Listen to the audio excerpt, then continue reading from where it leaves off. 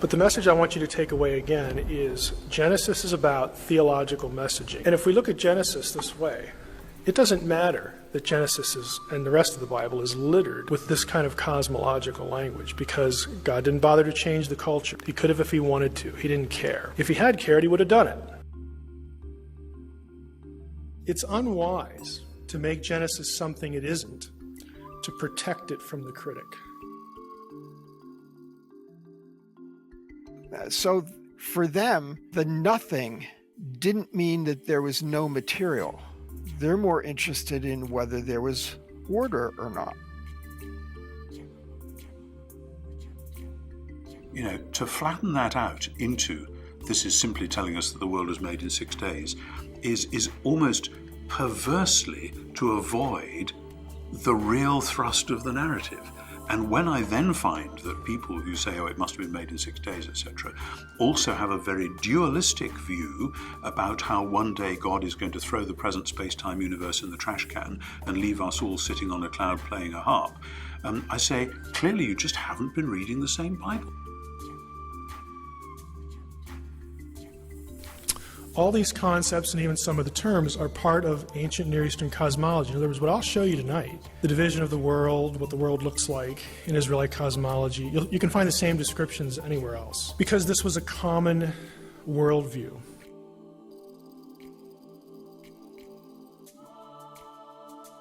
Welcome to another episode of Ring Them Bells, where we're rediscovering the Bible on its own terms. And we found the supernatural focus of the Bible has been suppressed, and we're bringing that out into the light so that we can see the good news about what Jesus has done for this world. As always, I just want to take a second and ask you to subscribe. It means so much for this channel for you to take a quick second. Please like, please share, please subscribe. It helps us so much get the good news out about what Jesus has done for this world.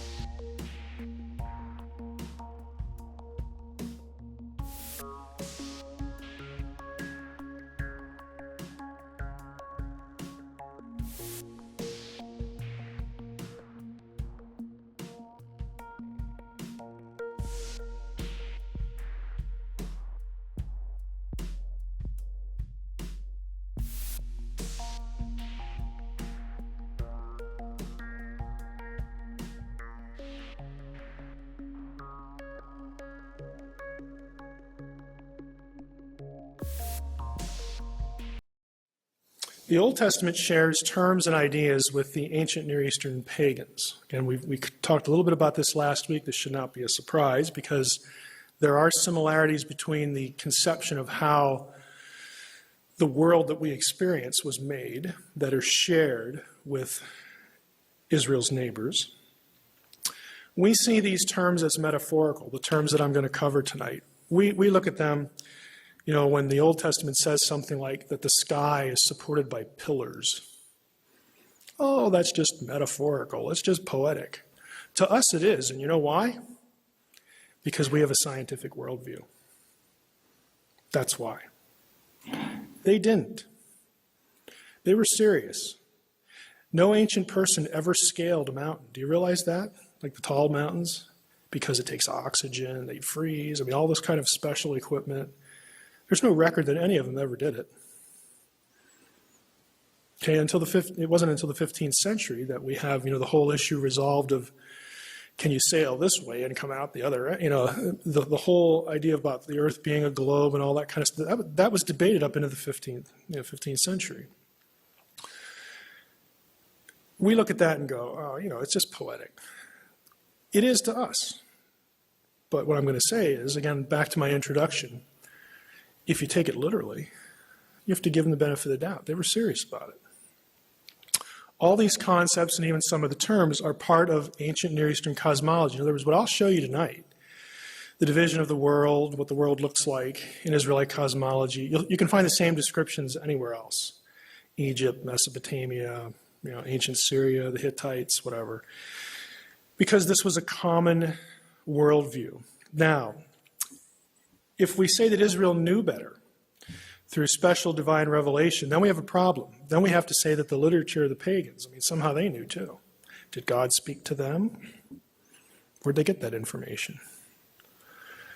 I really don't want pagan literature to be in any way even looking inspired. Okay, that opens a real can of worms for inspiration. It's just ground we need to stay away from, and for good reason. It's legitimate to stay away from it. If we let the Bible be what it is, though, we can claim it's unique theologically in what it says about God. But if not, then pagan literature is essentially on the same level. And trust me, you don't want to go there. You want it to be unique. Let's get into it here. Exodus 24. Israelite cosmology has 3 tiers. This is the Ten Commandments passage. You shall not make for yourself a carved image or any likeness of anything that is in heaven above, or that is in the earth beneath, or that is in the water under the earth. 3 levels. New Testament is the same. Philippians 2:8, verse 10. So that at the name of Jesus, every knee should bow in heaven and on earth and under the earth. What, like the worms? No. We're going to see what they were thinking here. Revelation 5, heaven, earth, under the earth. It's a 3-tiered cosmology. This is what it would look like. This is a 3-tiered cosmology. There's God. We're going to see it in the verses I'll show you that God lives above the vault of heaven, the firmament. And in the firmament you have windows and doors. And you have the earth. We're going to see verses that talk about the ends of the round, flat earth here. Underneath is Sheol. Sheol can be both the grave, and it can also be the underworld.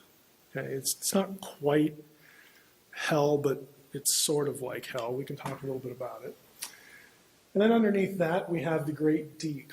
These are all scriptural terms that are on this map. This is what an Israelite, an Egyptian would have had different terms, but the same 3-tiered level. Same with the Mesopotamians. Now, theologically, they have dramatically different views of what's going on here. Not just who made it, but what's going on. Views of afterlife, the value of humanity. I mean, it's dramatically different. And I've made the comment before, Genesis is about theological messaging.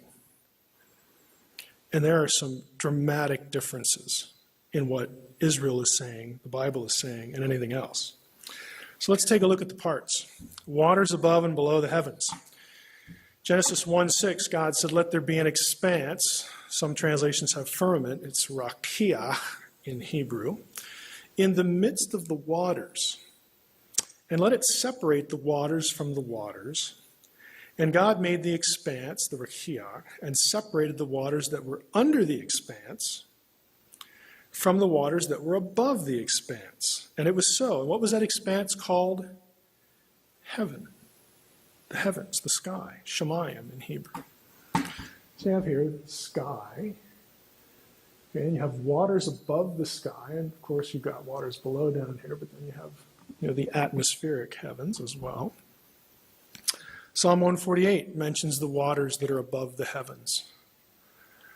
That's after the flood. Did you catch that?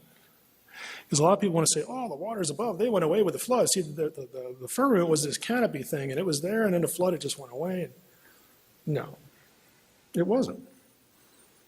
According to the psalmist, he's still referring to it. Proverbs 8, when he established the heavens, I was there. When he drew a circle on the face of the deep. Isn't that interesting? We'll get to that. Circle on the face of the deep. When he made firm the skies above. Made firm is amatz in Hebrew. It is the same verb for letting a tree grow firm, hard. Ancient cosmology across the board believed that the sky was this dome over the earth, and it was solid. Kind of like the Truman Show. Okay? They believed that the stars were affixed to it. Some of the stars never moved, but other ones did. And the ones that did, this is why the word stars is attributed to the sons of God and to angels in biblical literature. They believed that the stars were animate beings, that they were really divine beings, and then they'd come to earth as angels, but they lived up there. And those were the ones that moved. Why? Because movement shows what? If something moves, it's alive, okay? Again, they can't take a rocket and go up and check it out. They believe that this is, there's a solid expanse over them. Another passage, Job 37, verse 18. Can you, like him, speaking of Job, drawing the dramatically poor comparison of God and Job, of course we know who's going to win there, but can you, like him, spread out the skies hard, chazak, hard as cast metal, mutsak, as a metal mirror. Mutsak is the same word used in the casting of the laver, the tabernacle where they would wash. It's solid. It's also the same terminology used for flint rock. Again, these passages point to the belief that there's a dome, the sky's a dome, and it's solid. And God lives above it. We live below it. Job 22. But you say, what does God know? Can he judge through the deep darkness? Thick clouds veil him so that he does not see, and he walks on the vault of heaven. That's where God lives. It's his address. And before we think, oh, that's quaint, how cute. We think that, don't we? If a little child would ask you, where does God live? Up there. Is there something wrong with that answer? I don't think there's anything wrong with it. Use it, because there's the sense that God lives off planet. Why? Because he created the earth for us. He doesn't need it. He's independent of it. He transcends it. That's all it is. It's very normal. Any text that you pick up and read, it makes sense to say, what is the author trying to tell us? Did this really happen? Obvious example, if somebody opens the Bible at random and lands on the parable of the prodigal son, wow, this is a really interesting story. I'd like to go and meet these people. Well, sorry, this isn't a very old, but if I'd been there, could I have met them? Well, no, because this was a story Jesus made up. And we actually all know that it was a story Jesus made up. There pretty certainly wasn't a father who had two sons and all that stuff happened. It doesn't make any sense to ask what breed of pigs the prodigal son was feeding in the far country. But if somebody then says, well, a few pages further on, we have a story about the risen Jesus meeting these two people on the road to Emmaus, was that a parable as well? And I say, no, actually, Luke intended us to understand that actually happened. In other words, it doesn't actually take a huge amount of intelligence to be able to go through and see which bits were intended to refer to something that actually happened. And certainly the resurrection stories were, just like the crucifixion narrative. That isn't just a parable about the human tragedy or something. This actually happened. But it makes sense to ask the question. And by the same token, as a colleague of mine in Oxford used to say, when we read a text from Isaiah saying the sun will be turned into darkness and the moon will be turned into blood and the stars will fall from heaven, we ought to know as a matter of literary genre that the next line is not going to be that the rest of the country will have scattered showers and sunny intervals. This is not a primitive weather forecast. This is simply the sort of language that people use to refer to concrete events, but to invest those events with their theological significance. Creation, therefore, this is a good world made by a good God who has put humans within that world as his image bearers within the earth bit of the combined heaven-earth reality. That's what Genesis 1 is all about. So I'm very happy to affirm that is concrete reality, but within that concrete reality, I want the whole investment of the theological stuff, not to say because it's literal, therefore it doesn't have any meaning to it. We've got to be able to do concrete plus meaning all the time. Vault of the heavens, pillars and mountains. The pillars of heaven tremble and are astounded at his rebuke. Oh, that's just metaphor and poetry. Yeah, to us it is. If you ask them, it's like, well, there's that big mountain thing. I mean, that's holding up the sky. Duh. If you don't believe it, go find. I mean, how are you going to find out any different? Obviously we can, but the means to do that isn't with them. 2 Samuel 28, the earth reeled and rocked, the foundations of the heavens trembled and quaked because God was angry. Windows and doors. On that day all the fountains of the great deep burst forth, and the windows of the heavens were opened. The fountains of the deep and the windows of the heavens were closed. Psalm 78, yet he commanded the skies above and opened the doors of heaven. Again, familiar phrases. Pillars under the earth, supporting the earth. Again, look at the language. For the pillars of the earth are the Lord's, and on them he has set the world. You betcha. It's not Marduk. It's not that silly Ta in Egypt. It's Yahweh who did that. Isn't that amazing? I mean, an Israelite would want you to marvel. He would think you're insane if you didn't. Either that or a pagan. Job 38:4. Where were you when I laid the foundation of the earth? On what were its bases sunk? Or who laid its cornerstone? He set the earth on its foundations so that it should never be moved. To him who spread out the earth above the waters. Again, think of the circle with the earth in the middle. For his steadfast love endures forever. Sheol, the last level. Sheol is a Hebrew word. In the ESV, I think in most cases they just have Sheol. It's Sheol in Hebrew. It can mean the hole that they just dug to put you in when you're dead, or it can mean the underworld. Okay. I said the very first week, we have this idea that hell, the underworld, is down there. Where do we get that? We get that from the Old Testament. Okay, that's just. Do you think hell has a latitude and a longitude? Does it have an address? I mean, could you put it into your GPS and it would take you there? I mean, it doesn't have latitude and longitude. These are what are called cosmic geographical terms. Heaven is where God is. It doesn't have a latitude and a longitude. But if you try to describe it, you're forced, because you live and you're limited by space and time, you're forced to use geographical language. Over there, up there, down here. He passed over. Over what? Like, would I stumble on it if I came across? I mean, we use this language today. And we're forced to, because we are not inhabitants of a non-physical reality. We're trapped into using this language about a place that doesn't have locality that our bodies can identify with. That's why we need new bodies, different bodies. Because if it's this one, we ain't getting there. Okay? We're just trapped. This is our existence. And they have the same problem in the Old Testament. Job 26:5, the dead, the word is Rephaim, tremble under the waters. The Rephaim were not so nice inhabitants of the underworld. Tremble under the waters.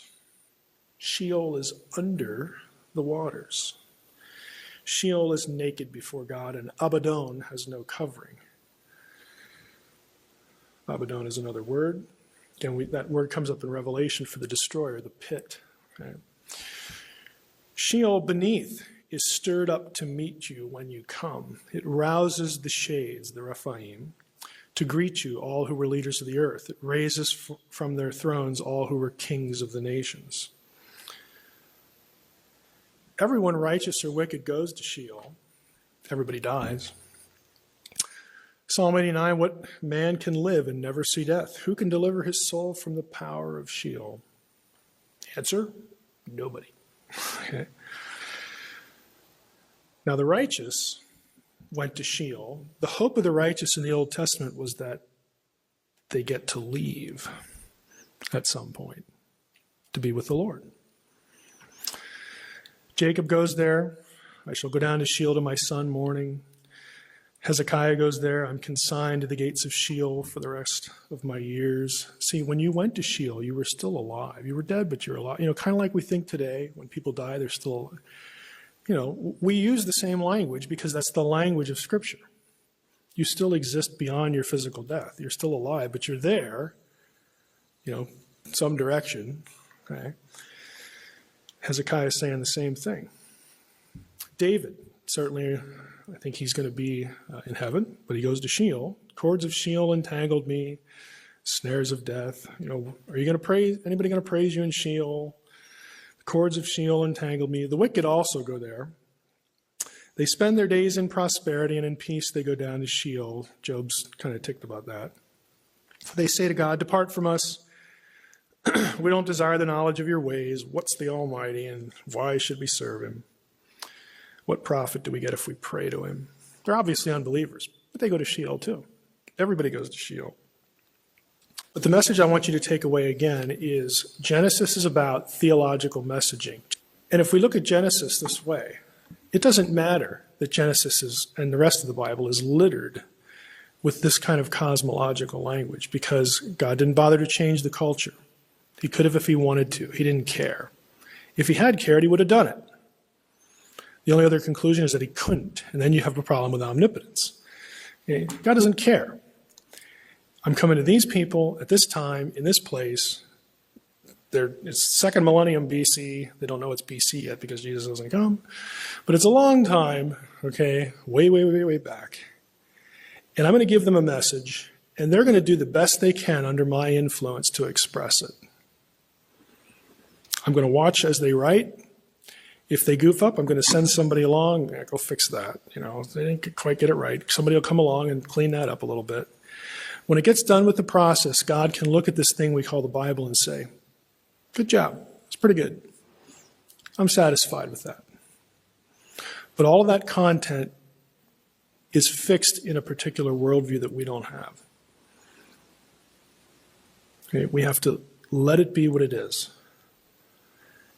And let God's decision to do it that way settle with us.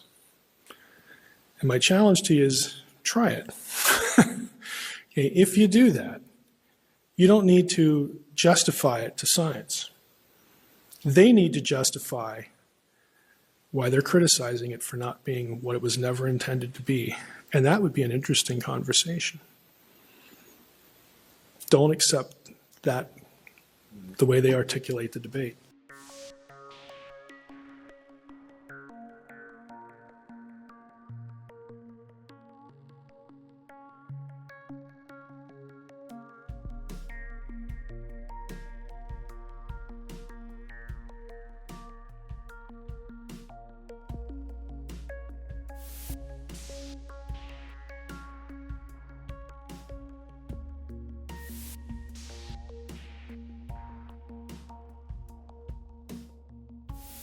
I think the difficulty we have is that questions about the historicity of Genesis, questions about the historicity of Adam and Eve, get caught up in contemporary, particularly American culture. And as a Brit looking across the Atlantic, I see this rather more clearly because these are not questions which you regularly find asked in Britain at all.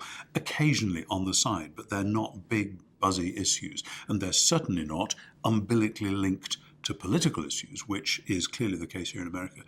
But that then causes all sorts of problems, that people line up the political issues. You've got culture wars going on with the left and the right. You've got big political issues. And again, your political issues. I know a lot of Americans, just like a lot of English people, don't understand French politics. So a lot of Americans don't understand that the rest of the world really doesn't do it like that. We don't bundle up the issues that way, whether it's gun laws or abortion or whatever. We just don't make those connections. So that then the question of Genesis, history or myth, these words are hooked in to whole great lists of other things. And people are afraid that if you start wobbling about there, oh my goodness, you're going to be denying this, you're going to be affirming that. And we need to lighten up, we need to uncouple those issues. And we need to say, okay, Genesis is one of those books, like a Shakespeare play or like a Beethoven symphony or something, where you can describe what it sort of literally says. Here's a Beethoven symphony, here are the notes, da, da, da, da. And you think, well, that doesn't actually catch what's going on in this. And you want to use bigger language about the opening of Beethoven's Fifth Symphony. You'll say that this is an amazing statement about the power of empire and the fate of man and goodness knows what. You still got to play the notes. And in the same way, I want to say Genesis 1, 2, and 3 are some of the most explosive chapters. And when anthropologists talk about myth, what they mean is not an untrue story. What they mean is a story which is full of power for how we understand ourselves individually, for how we understand ourselves as a community, for how we understand what the human project is all about, and some of its paradoxes and tragedies and so on. The mythological element, however, has got misunderstood to be, if it's myth, therefore it isn't history, and vice versa. And that's just for starters. We need to lighten up about these words and maybe find some other words, because I do think it matters that something like a primal pair getting it wrong did happen. But that doesn't mean I'm saying that therefore Genesis is kind of positivist, literal, clunky history over against myth. Far from it. I think, for instance, that the 6 days of Genesis, I'm with John Walton from Wheaton College on this, I think the 6 days of Genesis would be interpreted in terms of this is how you describe how people make a temple or a tabernacle. This is a way of saying that when the good Creator God made the world, he made heaven and earth as the space in which he himself was going to dwell, and he shared the earth bit with human creatures.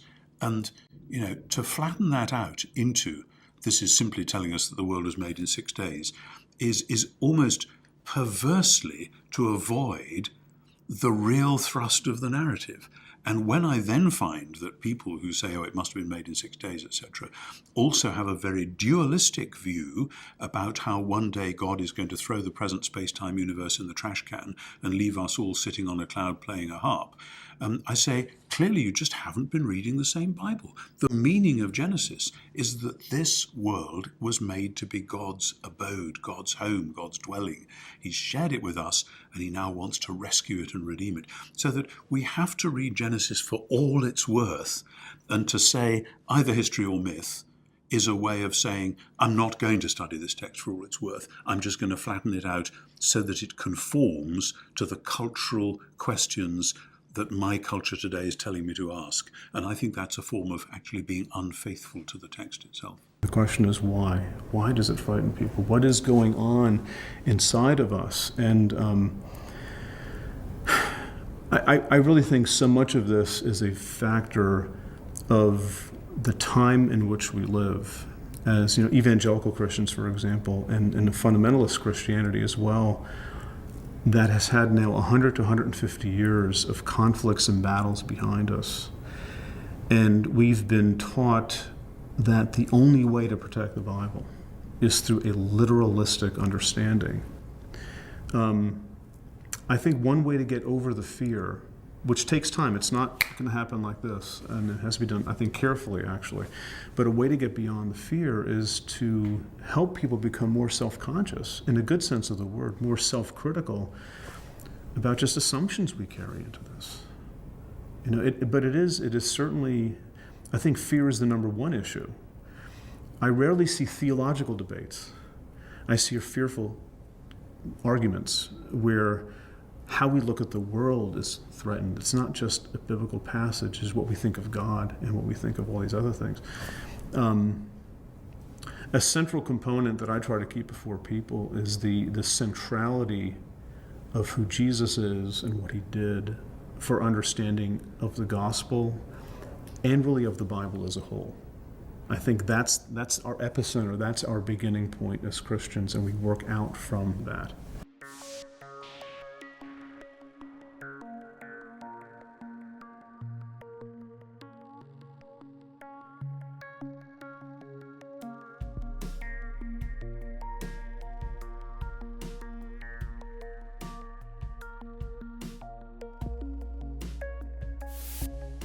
John Walton, thank you for joining us on the podcast today.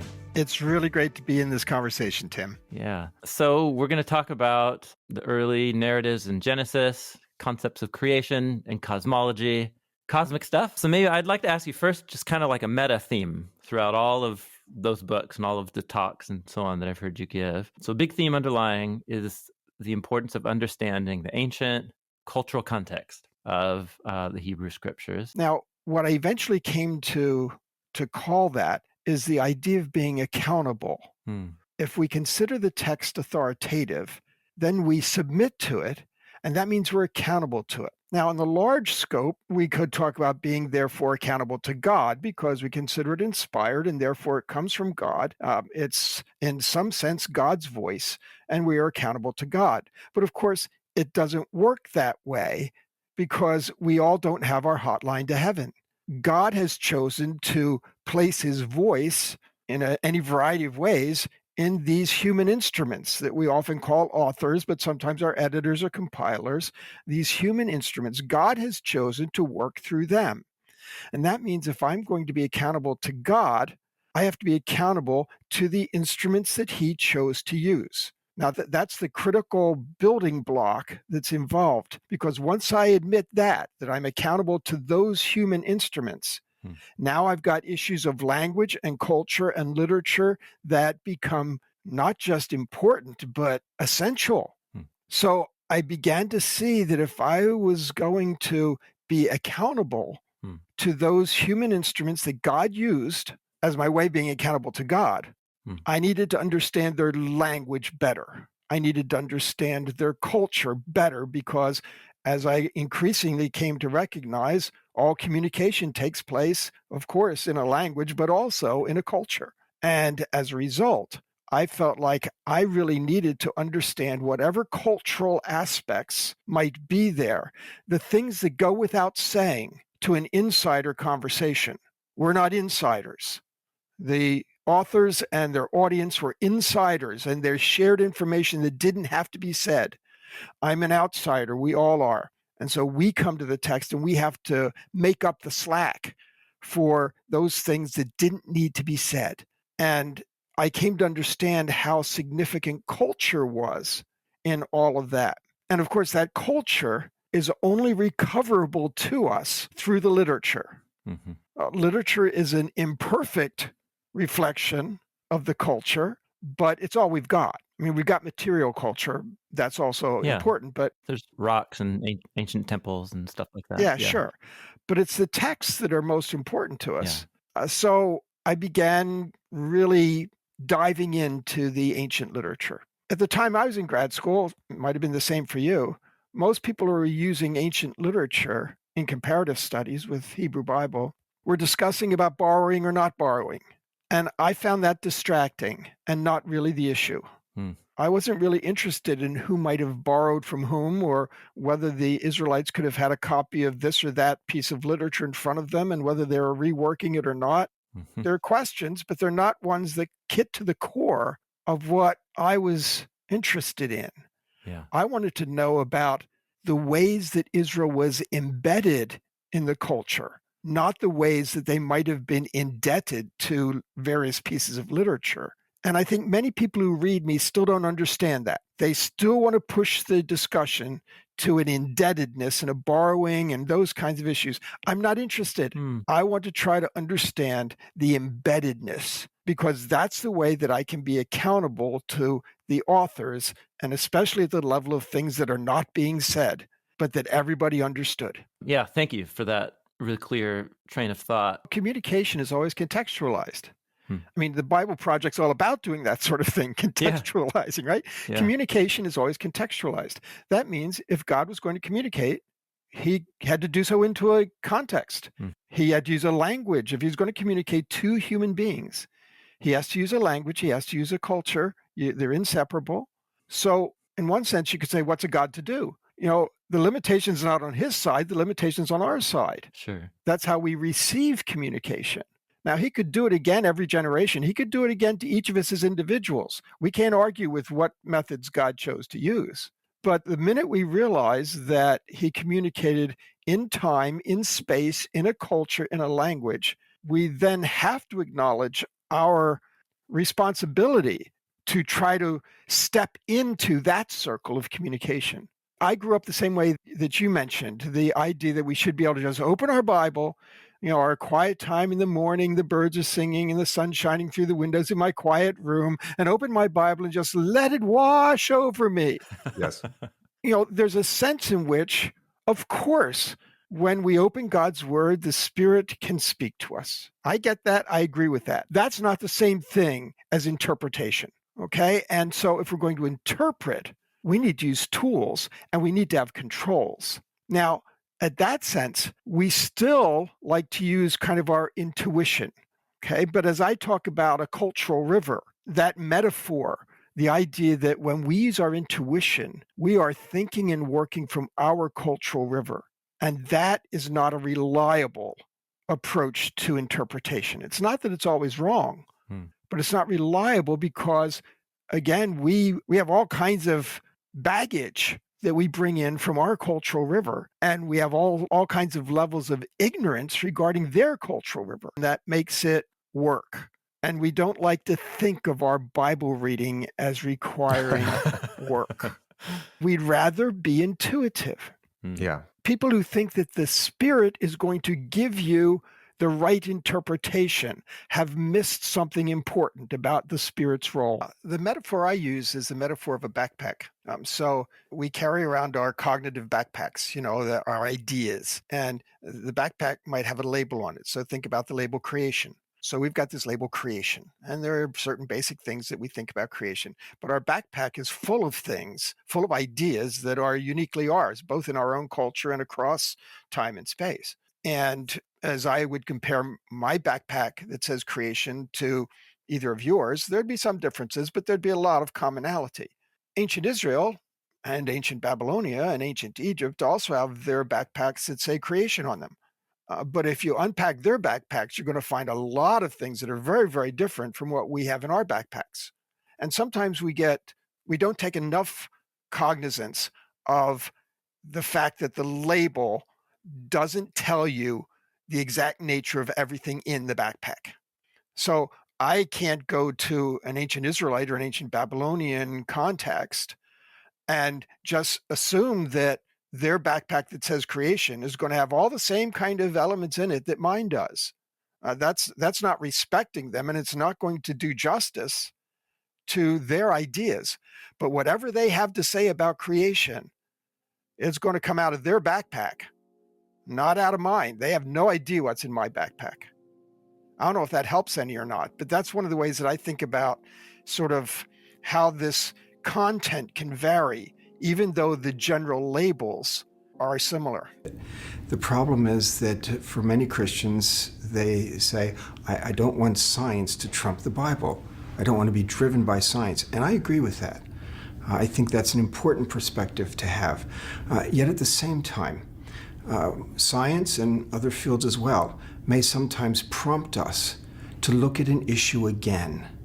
Now, I'm not the sort of person that wants to just take what science says and go in and reconfigure the Bible kind of, uncertainly, just to make it fit.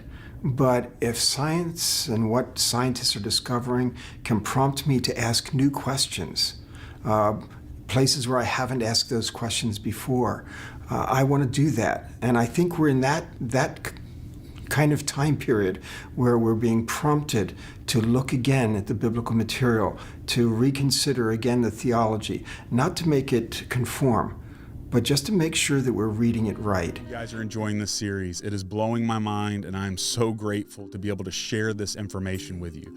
I'm going to take a second and ask you to subscribe. This is something really small for you, but it means a lot for the message and scope of this channel. If you can slap that like button, share this content out, make sure you're subscribed, turn on the alerts. All these little things help us get the message out about the good news about what God has done for this world. So thank you for subscribing. Let's get back to the message. Let's compare some items from the backpack then. So earlier in this series that this conversation fits into, John and I actually read some of the coffin texts, some cosmologies. We read some of Enuma Elish and processed it together. And then we dove into Genesis 1, really just verses 1 and 2. So let's take out some of these concepts, like concepts of creation, because you brought that up, or even maybe more fundamentally, like what does it mean for something to be or to exist? And just kind of paint that sketch of like an Egyptian says, here's what it means to create or to be. Here's what an Israelite, here's Babylonian, so on. Well, actually, of course, creation and existence are inevitably related. If creation generally means to bring something into existence, you have an assumption about what constitutes existence. And that gets back to one of the basic differences that I've tried to identify as we read the Bible, because I'm convinced that the Israelites shared with most of the rest of the ancient world a concept of existence that's very different from ours. And the way that I've expressed that is in what I initially called a functional ontology, that something exists, ontology, when it has a function. I've tweaked that some by leaning more toward the word order. So the idea that, when I talked about function in my initial work, I talked about the idea that things existed when they had a function, a role and a purpose in an ordered system. And there's where you get the word order. And I've come to think that that's more important than the word function. That in the ancient world, something existed when it was ordered. And if it was outside of order, it didn't exist. So for the Egyptians, they talk about the sea as non-existent. They talk about the desert as non-existent. The idea that they are not integrated into the ordered system as they understood it. Of course, we know well today how important the sea and the desert are for ecology and all of those kinds of things. But as they understood order, which is order focused on them, humanity, those things were outside of the ordered system. And so to them, they did not exist. So for them, the nothing didn't mean that there was no material. They're more interested in whether there was order or not. So I can't really answer whether they would have comprehended nothingness as we might discuss it. But in some of my work, I talk about the difference between a house and a home, and the idea that one way you can talk about the origins of the place you live is to talk about the building of the house. The framing, the siding, the foundation, the roof, the electricity, the plumbing, right? That's the physical material house. And you can talk about the building of a house, and we consider that a manufacturing, a creation process. But then there's a different level, and that is making that house your home. How is your house going to function? How are the rooms going to be ordered? What furniture goes where? What room are you going to use in which way? What's my room? What's your room? What's the kitchen? And so ordering is what makes it a home. Now, building a house is not the same thing as making a home, but they are both creative activities. Which is more important? Well, you could say, well, you can't have the home without the house, although explore other cultures and you might come to different ideas about that. But you could also say, but what good's a house if it's not a home? And so you could prioritize one or the other. When we in our culture tell creation stories, we want a house story because that's what science does. And that's what we want to understand. And there's value in that. But when the ancient world talked about creation, they wanted a home story. They wanted an understanding of kind of how things work in the environment in which they live. Well, I think it's more on track to talk about Genesis 1 as an account of cosmic identity and the Eden story as an account of human identity. It's trying to say who we are in relationship to God, in relationship to one another, in relationship to the animals, in relationship to everything around us. Who are we? We're dust. And that's an important statement about who we are, not about what we are. And so I think that, again, this is one of those shifts of what's in our backpack. The minute we say origins, we've got a backpack and we start unpacking the science. Yeah. So let's relabel the backpack here, that it's really all about identity. And that gives you a different perspective because even today, identity is a very important topic of discussion.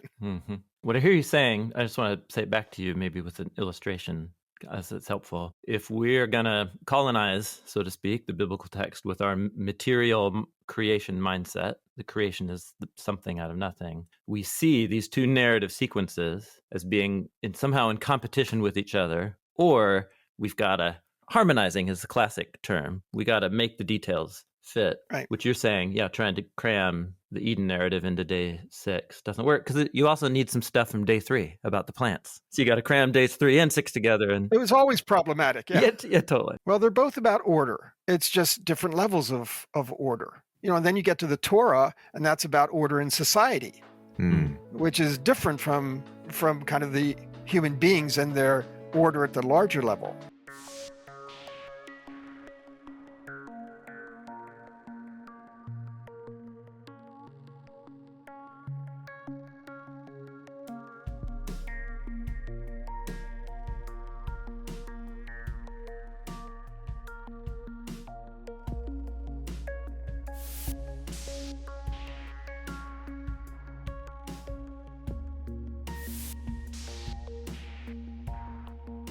Think out loud with us about Adam and how Adam functions theologically in the Old Testament, and whether a historical Adam, however you might want to define that, whether historical Adam is central or important for that, let's say, Adam theology. Paul seems to address that very issue in the book of Romans. Maybe you can explain that a little bit more clearly.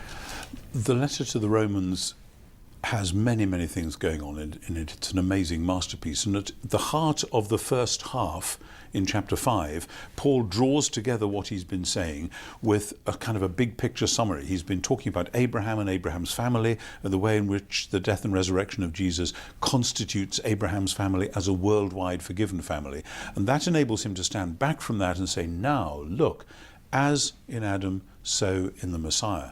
And so Paul is taking us right back to the big picture of Genesis and saying that that whole problem, which started way back, has now been addressed, and more than addressed. God has actually got the project of Genesis 1 and 2 back on track at last, after it had been derailed. So for Paul, it is enormously important, because he knows that the significance of Abraham's family, which he's been talking about in Romans chapter 4, is not limited to who are Abraham's family, but is to do with what were Abraham's family supposed to be there for in the first place. And the answer from Genesis is clearly to deal with the problem of Adam. So Paul says this is how the Adam problem gets dealt with. I think Paul says Israel remains the solution. So how does Israel remain the solution? And the answer is that the Messiah represents Israel. He does what Israel was supposed to do. That is the inner logic of Romans chapter 3. Israel was unfaithful. Is God then going to say, okay, let's forget the idea of an Israel and do something different? No. God is committed to saving the world through Israel. What he needs is a faithful Israelite. So Romans 3:22 is precisely what you've got. God's covenant faithfulness is revealed through the faithfulness of the Messiah for the benefit of all those who believe. That's how that logic works. So the Israel promise is fulfilled, but it's fulfilled in the Messiah. And you can see that aspiration. We are called to be the true humanity. And Paul says, no, actually, it's Jesus who is the truly human one, and anyone who is in Jesus the Messiah is truly human. One approach that is helpful to me is that I think Paul certainly assumed that Adam was a person and the progenitor, let's say, of the human race. And I would expect nothing less from Paul, being a first century man. And again, God speaks in ways and uses categories that are available to human beings at that time. I don't expect Paul to have had a conversation with Francis Collins about the Genome Project and how common descent is essentially assured scientifically. I don't expect him to understand that. Does that then sort of violate the theological point that Paul is making of connecting Adam and Jesus? And more importantly, does the let's say the non-literalness of Adam affect the non-literalness of Jesus? And there I think, Christians would pretty much come down and say, well, absolutely not. The two are not connected in that way. In Paul's mind, there may be a more organic connection. But talking about the, to use common terms, the non-historicity of Adam, a person of antiquity, a story of antiquity that even in Paul's time was hundreds and maybe thousands of years old. And Jesus staring you in the face, how you handle this does not determine how you handle this. And more importantly, how Paul handles Adam does not determine modern scientific discoveries about the origin of humanity. Paul does not determine that issue for us. Paul's a first century man, and what he says about Jesus and Adam has to be understood in that context. My own view is called an archetypal view, which is confusing to some people because it's not a word that people use all the time in their conversation. What I'm trying to get at is to try to figure out how the author is using Adam. What perspective does he have on Adam? And for that, I need to make sure I look at the literature carefully. My big concern is that we read the text carefully, but that we also read it as an ancient document, which it is. And so those things kind of frame my approach. The archetypal view is not a contrast to seeing Adam as a historical individual. I do indeed believe that Adam was a historical individual, and by that I mean he's a real person who truly existed and things of that sort.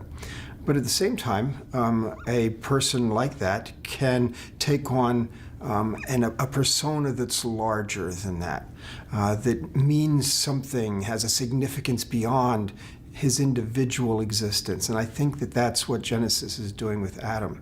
When I view him as an archetype, I ask the question, is the text trying to tell me something that is uniquely true of the individual Adam, or is it trying to tell me something that's true of all of us? If it's true of all of us, then we're dealing with an archetypal presentation. So when I read about God forming Adam from the dust of the earth, I ask, what does forming refer to, and what does the dust of the earth have to do with? We find that what the Hebrew verb that's used there for forming is used in lots of other places for non-material activities. God forms the human spirit in us. And so in that sense, that word doesn't necessarily have to do with a material activity. Secondly, we find that when we look through Scripture, we discover that all of us are made from dust. When we look at the statements in the Psalms, statements in Paul, statements in Ecclesiastes, it talks about the fact that we are all formed from dust. And in that sense, that's something that's not unique to Adam. It's true of all of us. We can each be formed from dust and yet be born of woman. So being formed from dust would not preclude that he was born from a woman. So I take him as a historical individual, but I also believe that in the forming account, he's being treated archetypally, and that it's saying something about his identity that's true of all of us.